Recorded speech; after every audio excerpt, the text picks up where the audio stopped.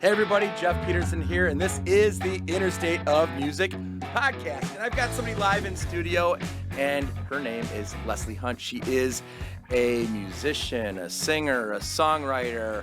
She did that whole Idol thing. We'll get into that. But first of all, welcome to the show. Thank you for having me. Appreciate And it. you're from are you from the Chicago area, like Yes. born and raised and that whole thing? Yep. And have you moved away from there for any part of your life, or pretty much stuck there? Literally only less than a year of my life, I lived in Boulder, Colorado. Cool. Yeah, it was cool. Did you? So why did you go to Boulder for a year out of your life? Right out of high school, 4 of my best guy friends were gonna go out there like for various reasons. Some were gonna go to school, some were gonna just go work and just kind of get out of the area. Be ski bums. Yeah, skin, and I was like ski lift kind of tickets. last minute, like I'm coming with, So Yep. so Good the for 5 of you. us lived in a house together, and I had I was singing and playing piano, but I Okay. was only 17 and 18, so my venue options were limited. Sure. But I still did, I played at this place called Penny Lane, and I also delivered subs at a place called Snarf's. Okay. And, Shout out to Snarfs if it's still Snarf's, around. Yeah, and then I also worked at a CD warehouse music. Nice. Yeah.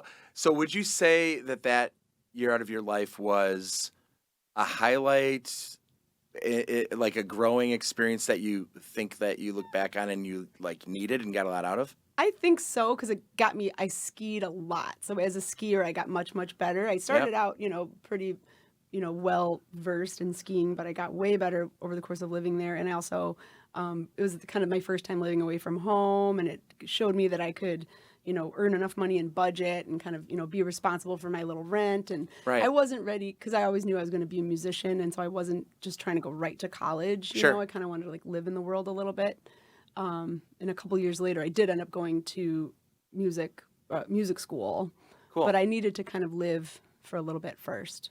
I think there's a lot of people out there that should go that route, but they don't, because they think there's such a structure of high school, college, career, or get a real job type of a thing. Right. And, I guess they call it, the trendy way to say it is a gap year or whatever. But, I think it's just a matter of, finding a way to mature and actually figure out, do I actually want to do college? Because so many of us go to college right away and really screw up those first 2 years. Not saying they're not a fun 2 years, but kind of, screw up some money budgeting with putting it towards an education that we weren't getting. I left a couple college dropout details out of my story just now in telling that. So, Which is fine. yeah. Sometimes you drop those things out. A lot of people don't bring them back up I'm going to right bring them after back up because I'm just like, I'm no better. You know what I mean? So I was like, I love that part I of it. tried to go to community college out there. It wasn't a fit. Which one was it? I went to... was it Oakton? I went to oh my God, what was it called? I don't remember. It was in like Westminster. Okay. It was just like a little bit outside of Boulder, and I was learning psychology. I thought I was going to maybe do like psychology because I just love like human mind, and then I realized that like I could write songs and reach more people at once. And Did you realize when you were in Colorado on your own that you could be a musician, and that was like an actual path that you thought you could make money and turn it into a career? Or were you still kind of exploring your own skills and love of... I knew that I was going to be an artist of some kind. I knew that I was going to be a songwriter because it was just something that songs just came to me. They were just given to me, and I never felt like they were even mine. You know what I mean? Because I would wake up and they would just be there, and I'd be like, and like I have to write them down or record them, or I had this little tiny cassette player with those mini cassettes. Yeah, right, and for I had, sure. like, a box full. Right. And so it was the case all through high school. It was kind of a big way that I processed a lot of the tougher things that teenagers, feel and think and experience. Do you still have that box of those little cassettes? I do. Do you have the player that you can actually play them? I do. When's the last time you actually rifled through that box and Not since listened? they were recorded. So I've never rifled through them or listened to them. Leslie? I know! You've got to do it. I literally want you to go back and do that within the next week, and I want you to message me back and be like, that was a bad idea, Jeff. You should have never told me to do that. Or, holy cow. I have a whole new album of music. Right? Yeah, but I feel like it would just be like, sound like just a bunch of Tori Amos B-sides. You know what I mean? Like, But turn them into A's, though. Turn them those into B's into A's. Yeah, yeah. So when did, so you moved back. Mm-hmm. Why? Yeah, I moved back. I have actually, there's another part of the story. I was struggling pretty bad with anorexia. Okay. And so being away from any watchful eyes whatsoever, I was Harder. It was just easier for me to get away with it. Yeah, You know what I right, mean? right. And so I kind of got pretty bad out there. Okay. I would say that I just was like, was barely eating at all. And then my parents, like I told my parents, and my dad was like, let's go. So he like came out to Colorado, packed me up, brought me Awesome. back. So you knew where your support group was. You knew you needed a support group. I knew I wasn't gonna get better out there. Right. I knew I kind of needed to like be back home and figure out what that was all about. So and I missed my sister too. So because she kind of like my parents split towards the end of high school. Okay. And then I was like, bye, bitches. Can I swear on this podcast? You can say whatever the fuck Okay. you want. Fuck yeah. So I was like, bye, bitches. I'm out. And then my sister was like, are you though? God, that sucks. And then, I left and then kind of was like, I should go back and like kind of be with my family still. Cause there was still, I felt like I was still needed Sure. to kind of help everybody. But yeah. And then came back and did try to go to music school. Okay. Still wasn't real healthy in my lifestyle. But I was commuting to Chicago from St. Charles. Okay. And I was actually, when 9/11 happened, I was like on a train on my way to go to Chicago. And they were like, never mind. Like, Right. this crazy thing happened. Everybody off the train. Nobody's going to Chicago right now. Right. Like, skyscraper town, Wow. So, yeah. So that was hard to do because my earliest class started at like 8 in.the.morning. To fit And the then, commute in. and then my last class ended at 8 at.night. So And you're I was just like hanging out there all day, all night, day, getting nothing else not accomplished. eating there either. Right. You know what I mean? And Right. so like, I was like, I wrote a lot of good music, but then I did end up dropping out again. So that was my second dropout thing.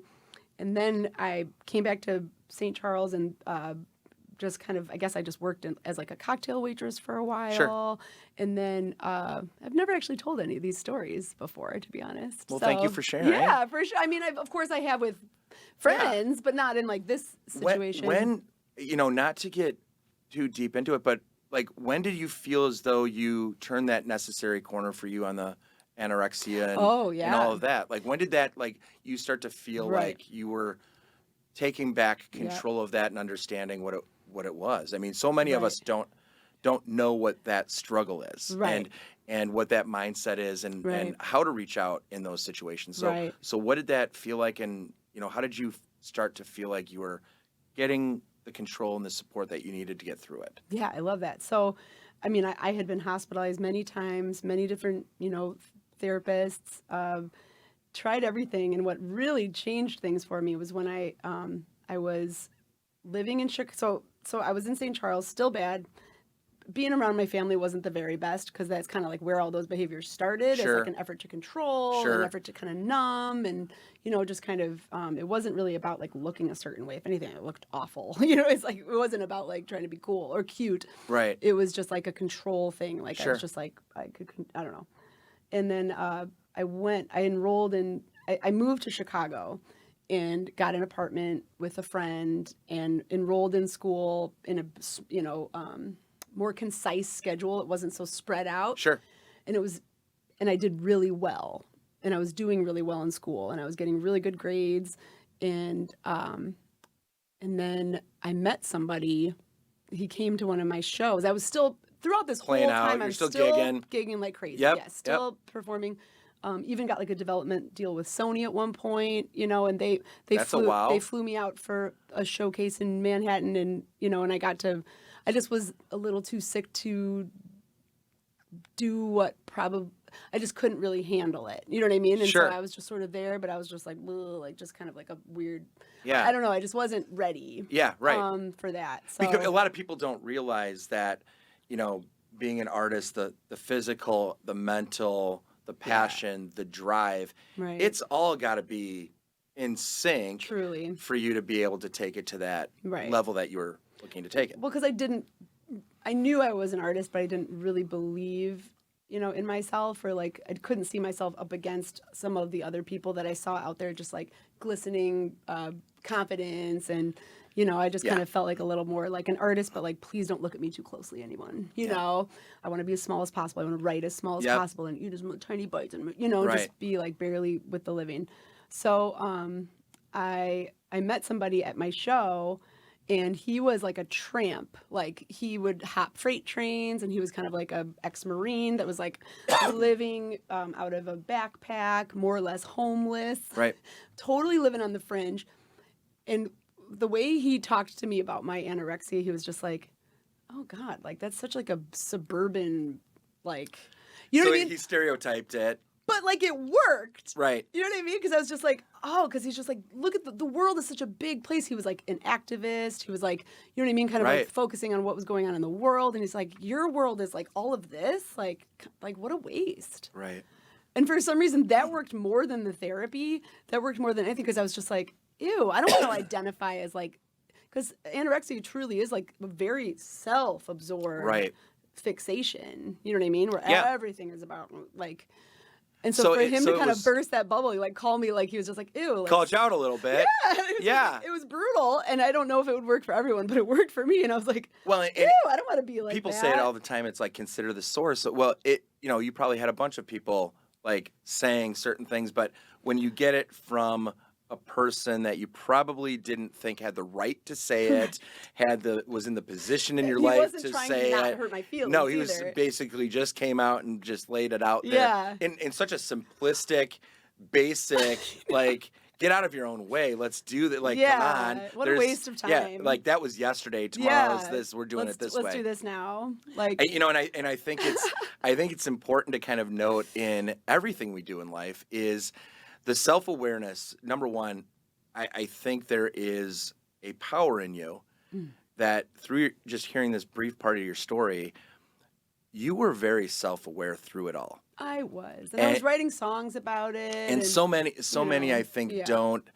that is what was key in getting you through it, is being self-aware. Yeah. And I think it's also, as you start to look into your next step in your life and your career, and do I want to be a musician? I am a musician, all this, being self-aware throughout that entire process, I think so much of your strength is probably coming from all of that you went through. I mean, and people say, so much of me is the struggles in my life. Yeah, it's like, let's not get cliche about it, but it's what you do with them. It's what you do with them. That's exactly right. It's knowing what it was, knowing what your place was in it, knowing what you wanted to change from it, and then acting on it, which I think you kind of just hit all of those things in this brief little portion. And again, thank you for being so open about it, because I think when you sit there and you talk about this being an Interstate Music podcast, we could sit here and have conversations about the highlights of a person's career and what's your next, song, and what's your next hit, and what's your next gig, and you're writing a book, and you're in a movie. We could sit there. Yeah, we could talk about that, but I would rather, share real journeys, because there's a whole hell of a lot more musicians out there that are going through their own challenges, their own struggles, their own successes, their own failures, all of it, and have people be able to connect to this show and have it be more about them being able to be inspired and motivated, through it. So it's so important when people share, and I love that. I love that about you already. Cool, thanks. So I'm an open book for sure. Right. So obviously, you've got to go through life. You went through school. You've got to make money. Did the gigging start to turn into like something that you were making? Did you have regular gigs? Were you playing covers? Were you being the jukebox, the human jukebox, or were you playing originals? What did that start to turn into as far as building your identity in music? Yeah, I love that. That's a great question. So when I was in music school, I was performing in like piano bars. Sure. So there's this place called Underground Wonder Bar that let me play every week, which was great, in this beautiful 9-foot grand, kind of like guess now it's called the Viagra Triangle, but in Chicago, Sure, I don't know sure. what.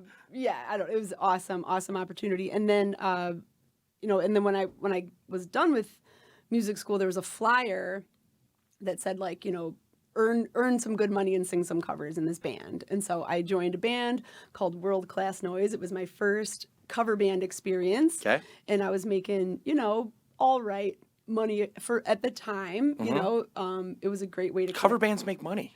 Yeah, they do. They do. Because And it people was want to good. sing to the songs they know, and that's why it's Right. so hard to be an original artist Yeah. and go out there and make it, because people are like, well, you're gonna have to work I for haven't heard this tips. before. Like, right, and then they just start talking to each other. They just want to sing at each other. Right, that's songs true. that they know. That's I'm like, come sing at each other. Right. Sway in a group. What was the one song, and no knock to the artist that cut the song and is known for the song. What's the one song that you sang so many times that you're like, I really don't want to ever sing this song again? That's such a okay. So you'd think that I would have one, Mhm. but I don't. And the reason is because I no longer. So what's so great about what I get to do. So now, fast forward, I'm just going to tell you what I do now. Yeah. I lead an 8-piece band that does exclusively private events. And we do very high-end private events. We do an average of like 50 to 60 a year. Wow. And I lead the band. And so I have like benefits and like, it's like a very nice, cushy, secure job. 8-piece band. Yeah. Like horns? Horns, Like, okay. singers, yeah. Anytime you start getting past like 4 or 5, Right. I'm like, horns? Horns. You got a couple horns. And Right. then they also like play percussion and sing. And like, it's just a great band. I'm so blessed. I've been leading What's it the since- name of it? It's called Entourage. Entourage. Nice. Yeah, Entourage. And it's through Arlen Music Productions, who I've been working for since 2008. So this is So, your steady. This is my Steady pay. Yeah, it's very nice. But what's cool about it is that there is no ego in it whatsoever. And so as a musician and as a singer, I'm just a vessel for joy. Right. And so any of the songs that I might objectively, like if I was singing them in a booth with none of that joy coming back at me, or Right. none of those experiences of watching people, like, okay, like let's say, Call Me Maybe. Yep. Not a huge fan of the song. Right. It's actually kind of hard to sing that chorus. Hey, I just met you. This is crazy. Like that, da da da da. Like just up there, it's like hard to kind of stay in tune. Yep. But I watch people having so much fun, and so I can't actually have negative feelings about that song. I love that because And so I don't feel part like of it- music. I think part of music it is, if you're not connecting with the audience, Right. you could have been completely nailing your vocals. You could have had the best gig, playing your guitar, doing everything could have been just perfect.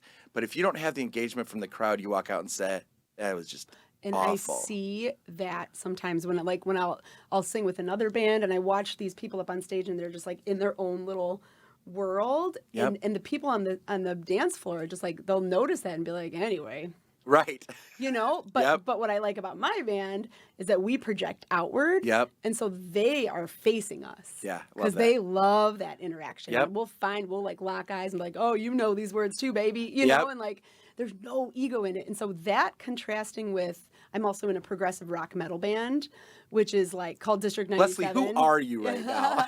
So I have 3 bands, Entourage, District 97, and then my stuff, which I'm about Right. to perform tonight. That So, is amazing. yeah. So when do you how far do you travel? I mean, you've got a family. You're kind of doing that whole family thing, and you've got responsibilities. Yeah, I've got 2 kids that I co-parent Yeah. with their dads. Yeah. So I mean, that's like real life stuff. Mm-hmm. And when you're playing that many events and the large corporate events and Yeah. stuff like that, they're not necessarily all in your own backyard. No, they're never in my own backyard. Right. Because I live where my village is.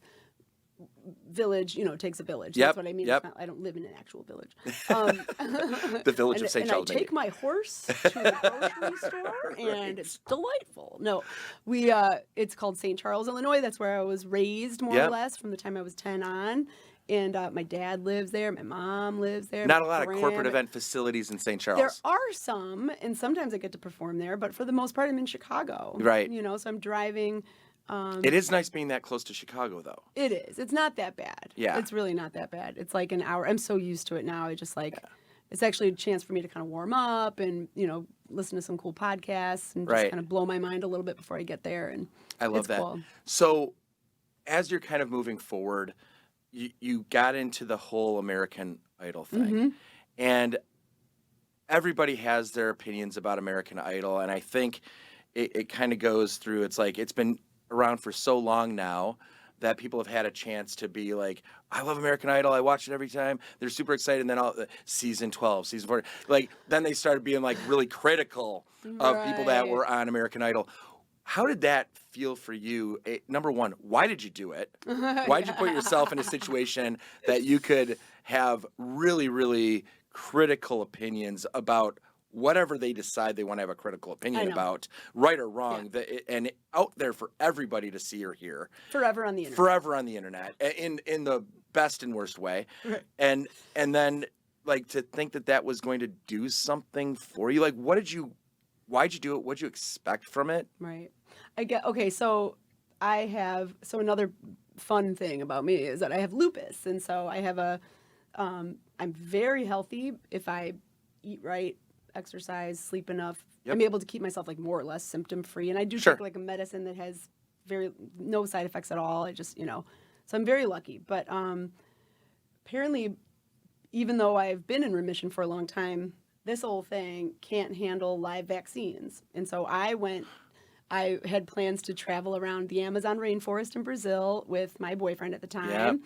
Got a yellow fever vaccine, got down to Miami. Luckily, life-savingly luckily, we had a 1-day delay due to some visa issue. Mm-hmm. So I would have, when I started getting my really bad reaction, which started as a headache, and then it turned into a seizure, and then I was like more or less unconscious for 10 days. Wow. Thinking that my parents were told, like, you should fly down to Brazil and say goodbye. She's not going to make it. All her organs are failing. She's got pancreatitis. She's got encephalitis. Like, this girl's going down. So come say goodbye, And so they did. My parents flew down, and they said if she survives, she'll be a vegetable with irreversible brain damage. And, like, I didn't die or have any problems afterwards. And Unbelievable. so I was just like, I had all these songs I hadn't recorded yet. I was like doing all this stuff, and I was just like, I got to do something big because I've got a wild rodeo of an immune system in my body, and I don't know what is going to happen for me. So I was like, I'm going to do something big and wild, and I'm just going to go out for American All right, Idol. Leslie, legitimately, there's no way anybody would expect that to be the reason why they did American Idol.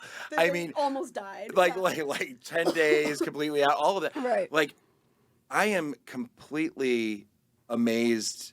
Like, I'm sitting here. Like, we did not know each other before Right, this no. at all. No. I am completely amazed by you, shocked, like, just, you are such an amazing person that you're sitting here, like, smiling, being able to talk about it and being so open about it, and, like, sharing how that, like, is so much of your purpose is like, you know what, I've been through these things, and Yeah. I'm going to go live because it's a thing. It's just like who people knows? needs to Yeah. know, you should want to live every day. And I've been through like this situation to kind of prove it Yeah. in such a dramatic way. Like seriously, I mean, this isn't like a gradual, this is like boom, boom. Oh my gosh, Yeah. American Idol. I'm going to go do this. Right. So where did you audition? Was it in Chicago or another city? No, we decided to make a little vacay out of it, and Cool. not knowing that the audition city that you audition in, you have to keep going back Oh there no, a seriously. bunch of times. Right. Small print, Leslie. Didn't read a single thing, just showed Right. up at the cattle call Yep. in LA. So Oh, God. I had to fly my silly ass to LA repeatedly on my How many own times? dime. How many times? 3 times before they started paying. Yeah.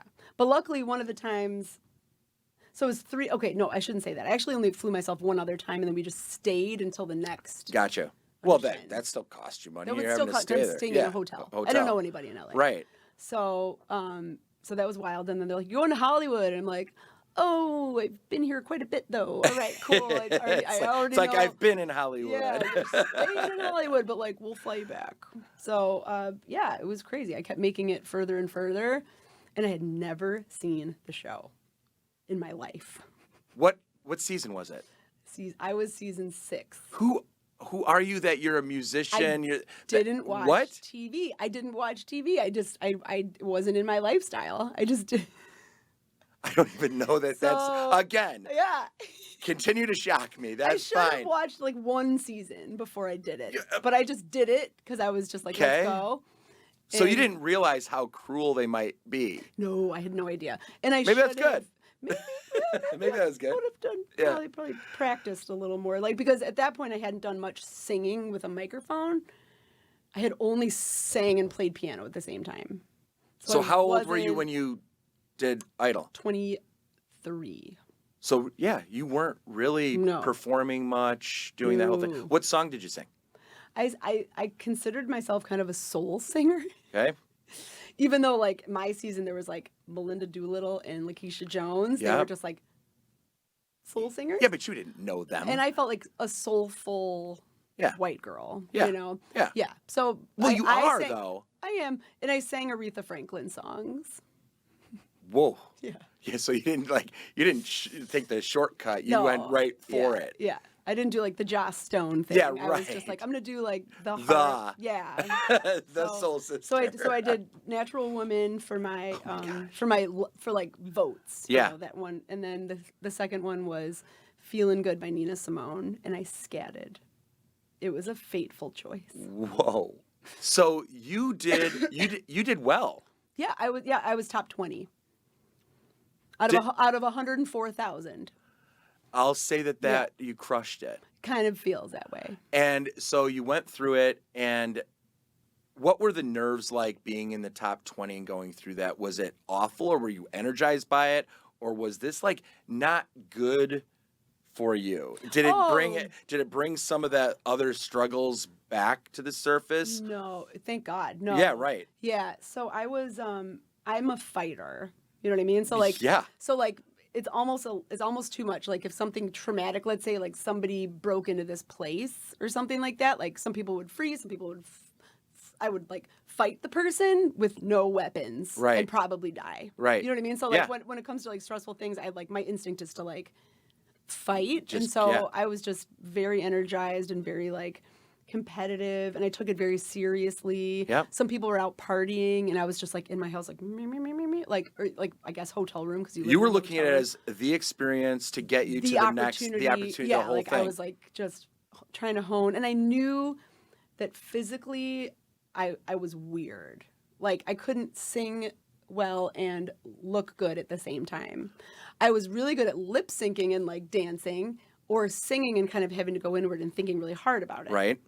So I would just. But like, the entertainment stage presence really- was a challenge. It was very hard. And how Yeah. much coaching and all of that was part of A it? little bit. We got a little bit, and everybody in the show could see that I was just so deep into my own head. Sure. They were just like, "We believe in you. You need to believe in you." Because Yeah. everybody at home, those 36 million viewers every single episode, they're going to see that you don't believe in you. And we need to know, like, you need to exude, like, if you won, what kind of album would you make? Right. I'm just like, I don't fucking know. They're like, Right. well, neither do we. And that's So- where the negative aspect Yeah. of you needing to have that confidence, because Yeah. you've got to put that out there. Right. So I just didn't for a have it. while, the lack of confidence is, for lack of a better word, cute, endearing, Right, right. endearing. But Oh, not- look at her. But they're This- looking for a star. And then it They're not starts getting looking- real. right. When you start getting into that 20, that top 25 type of a thing, Right. then people are actually judging what you're going to be. Right. And if you can be what, the winner should be from American Idol. Right. So then it gets hyper real for you. Mm-hmm. So you get, boom, cut. No more Idol, right? All right, sorry to slam that on you right here in the show. Yep. What did that do to you? What did that feel like? Were you like, oh shit, it's over. I just put myself out there. Music, Right. I don't know if this is gonna help me, or did this just crush me? Like, Right. what were you thinking? So when I said that I scatted, so the thing about Idol is, I'm sure you know, you have to sing the song that got you eliminated again. Oh, yes. So my last thing was scatting as the credits are starting to roll. And so I start to try it, but I'm a little upset. And to my credit, I'm the only female up until that point that didn't just cry through her song. Good for So you. I was singing, but I was like mad. You know what I mean? And I was Yep. just like, and so I started to scat. I go, and I have told this story. Forgive Yeah. me. But so I'm like, and then I'm like, why did I decide to scat? America don't care for jazz, and that's fucking fine with me.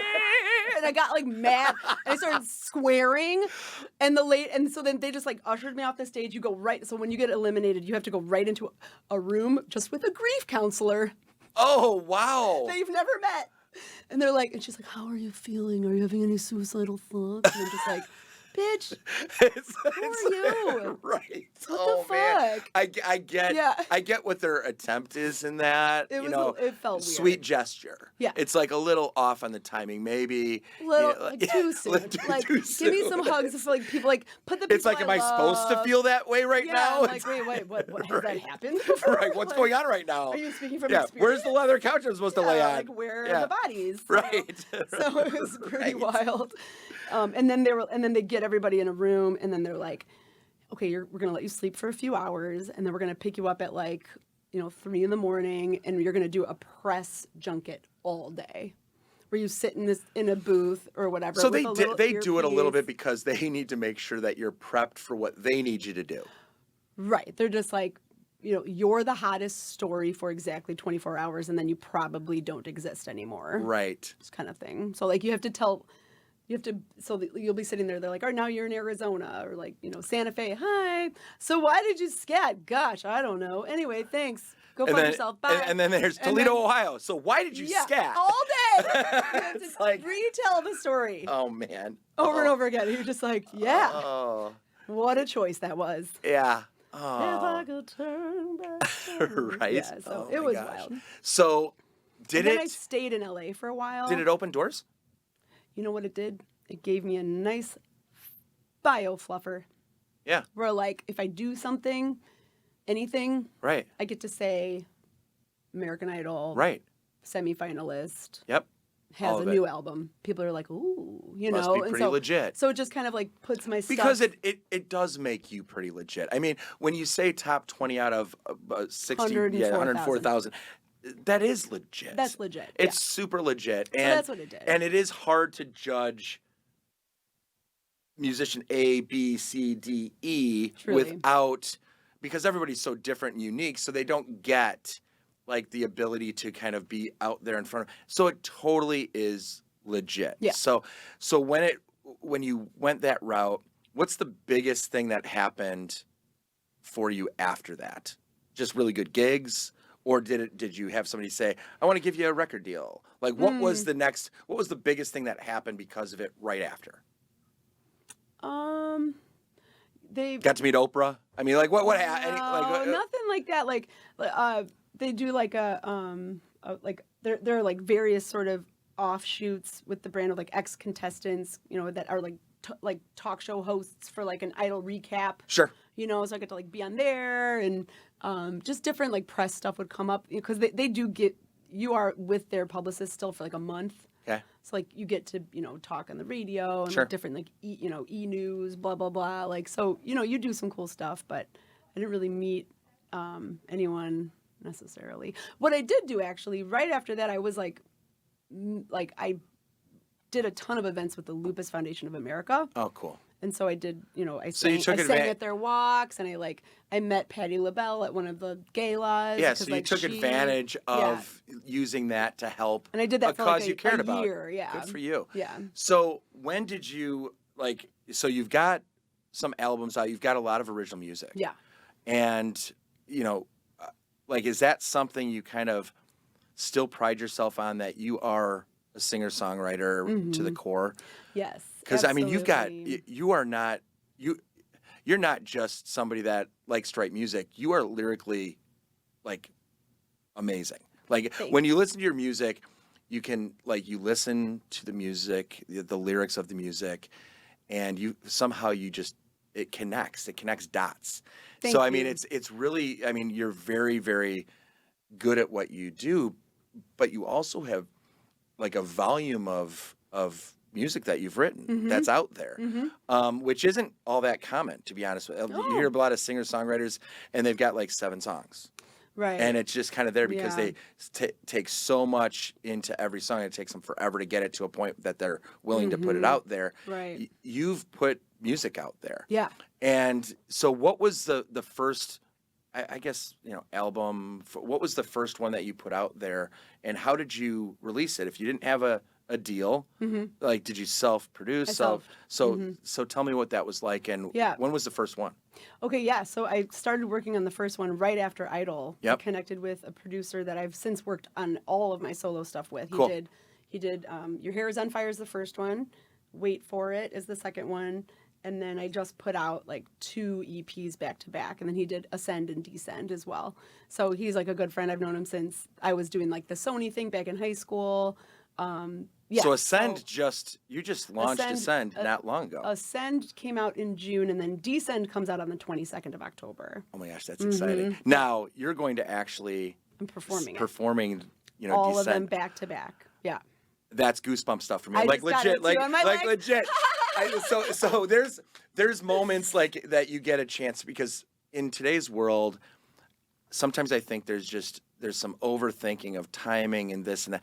I am unbelievably grateful that you're going to come here to Interstate Music and perform it on I'm stage grateful on the to live be stream. here. This is amazing. And like, you're going to put it out there before you put it out there, Mm-hmm. which that's not normal. And I love that. I love that it's like, it's a little bit of a Yeah. teaser in a live format before you put it out there. Right. I think it's brilliant, Thanks. just because it's also part of what we've got cooking. Yeah. But super exciting. Thanks. Why Ascend, Descend? Yeah. Okay. So Because there's something to the there titles. There is. So I wasn't sure because I knew that they were their own bodies of work. So they were written, So all of Ascend was written before COVID and any of that. Okay. So I pictured it, and then Descend was all written during the quarantine, during all the Black Lives Matter protests, Everything. and everything. So I wrote all that, recorded it, didn't really have the finishing touches on it because all of a sudden I couldn't go into the studio and do Sure. more vocals, Right. and so then it only took me writing all of Descend to be like, I gotta just do this. And I wrote one song on Descend that I knew I wanted Christian Cullen, the producer I told you Yeah. about. I wanted him to produce it because I thought it was just this really cool poppy song. Yep. And then I was like, you should just help me finish all of this. Like, I have Ascend already mostly done. Yep. I got to do some vocals on it, put some finishing touches on Yeah. it, kind of just craft it because he's really good at chiseling and kind of carving out Yeah, I love space. that. And Yeah. he's just an amazing producer and musician and friend. And so Ascend is basically like, we're on a plane, we're going, oh my God, I've got this EP, kind of awakening again as a Yeah. songwriter because I'd been doing My it. whole life's ahead of me. In Totally, concept. Yep. totally. Like, here we go, wow! And then Descend's like, actually, we're gonna hit the, we're gonna be, we got a long We layover. got a layover, right? Totally. For very, who knows? Yeah, how right. long, Yeah, it's gonna be a weird layover let's because get cozy. we'll board the plane, but then they're gonna tell us to get off the plane. Yeah, just over and over Right, again, and sometimes right. you're wearing masks, sometimes not. Nah, and, right. Yeah. Yeah, so it's basically just like, ooh. So Descend was more of like a cozy, but there's some really funky high energy songs on it too. So. I love. What's next? I mean, I know you're releasing, Descend soon, and you're gonna be playing it here live. Yeah. But what's next? Like, what's next for Leslie? I am hoping, honestly, so truly, I haven't done much live performing with a band with this stuff. Mm-hmm. What we're doing today Yeah. is the first time. I love that. So I invested a bunch of money to have a really good charts made. Yeah. So we could get away with, because everybody's so busy right now. You don't understand. Like I know. the event industry right now, it's 2 wedding seasons rolled into one. Yeah. I am drowning in wedding details. Yes. Because I'm leading the band. So Right. I'm directly dealing with the clients and the planners and the it. caterers and everybody. So this is going to be really, really fun for me to put these songs out there. And they're not going to sound exactly like the record. They're going to sound No. just like our cool version of it, Yeah, like a right. little more stripped down. That's what I think is so cool about Yeah. it, is because, so many people are like, oh, I can't sing any of those songs. I've got to wait for the official, album release and that kind of thing. And I'm like, Man, it's totally Right. different. It's so different. And what I want people to be ready for and understand, when we release all the live videos for each of your songs, you're going to be able to release your album at the end of October, That's what I and you're mean. going to be able to release songs with a live version of that song That's because you're doing it right here on the stage. gold. That is So much. gold. It's so much fun, though. I want to do more gigs because I don't have a lot of proof of concept. So that's where this video content is going to come into such handy. I feel like I'm going to be able to get more gigs and, Well, that's and what do we're more here for. performing. I mean, I've So- said this and I try to say it. Interstate Music, yeah, we sell stuff. We sell guitars, we sell gear, we sell pro audio, all that. We sell stuff, sure. But what Interstate Music, what we actually care about as musicians and artists and, podcasters, we care about people that are passionate about music, about sound, about all of that. And we want to be a site that people go to see other musicians and to be a musician and want to get elevated and use Interstate Music to help, show people who they are and share their stories, just like we're doing right now, Yeah. because that's actually that connectivity that musicians need. And we want to be part of that journey, part of that story for you. It's expensive. It's expensive. To put all this together. It really And is. like if I was just going to, self-fund a multi-camera soundstage, promo thing for myself, It's like, crazy. It would set me back, and then I would delay the process of making more music in the future. You know what I mean? And so Yeah.